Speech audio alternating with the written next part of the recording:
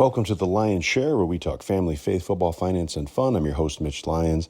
This is your weekly Lions on Lions episode, and as always, brought to you by Mitch Lyons Wealth, your best game plan to protect, grow, and win retirement.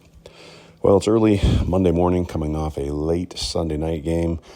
Biggest game in recent memory, at least in my lifetime. The Lions took on the also 14-2 Minnesota Vikings. With a depleted defense, every reason in the world to think we'd give up 40 points at least and that our offense was going to have to be near perfect. And it could have been further from the truth. Our offense was not perfect. We had some turnovers, but Jahmyr Gibbs really was perfect and an electrifying performance. But the story of the game is our defense holding this Minnesota Vikings offense to 9 points. I would have lost a lot of money if you had bet me that we would hold them to under 10 points. Just unbelievable. They rose up time and time again. They overcame injuries throughout their all of their ranks. Linemen, linebackers, DBs. Saw Terrion Arnold go down. Was playing a great game. He went down. And just unbelievable performance. Alex Anzalone comes back, plays a huge role in covering T.J. Hawkinson. And this team was unbelievable. The Ford crowd was unbelievable. Just electric, loud, caused problems for the offense. And they've done it. They've earned the right to take a week off next week, rest and recoup, have 2 home games to reach their first Super Bowl ever. And it's really going to be an amazing couple of weeks leading up to that. And the ironic thing is they're probably going to face either the Vikings or the Rams in that first game. So you're either going to have the Vikings in a repeat, or we're going to have Matt Stafford coming back to Ford Field again for another playoff game like last year, which would be good. Would be a good storyline as well.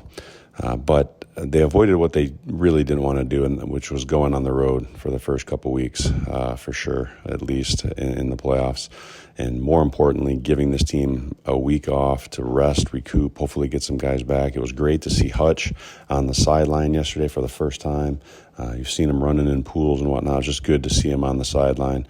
As unrealistic maybe it is to hope that he could be ready for the Super Bowl. Who knows? But it gave us hope. And you know what? We got some pressure on the defense or on the quarterback, and that's what this defense brought that I didn't think they were capable of. And you've just got to give credit to Aaron Glenn, the defensive coordinator, who I think bolstered his case for a head coaching job for sure yesterday, because that was just a magnificent performance. Design, the blitzes they brought to bring pressure on Sam Darnold was never comfortable. You could see it from the start. He wasn't getting his feet set, didn't have time had time in some cases because the defense secondary was just unbelievable as far as covering guys. But for the most part, we had pressure on him and getting him out of the pocket. He's not the same quarterback on the run. And I just can't say enough. This secondary stepped up. The linebacker stepped up. The D-line stepped up. Jake Bates, his usual self, drills a 48-yarder, which was a big swing right before half, where their kicker dropped the ball by kicking it out of bounds. After they had a field goal. But again, that first half with the defense holding the Vikings 4 trips to the red zone, and they got 2 field goals out of it. That was the turning point. And just incredible win for the Lions. So excited. It's caused us to change the spelling in our company name. Mitch Lyons Wealth will hence be going forward as Lions versus Lyons. So we'll have some fun with that through the Super Bowl run.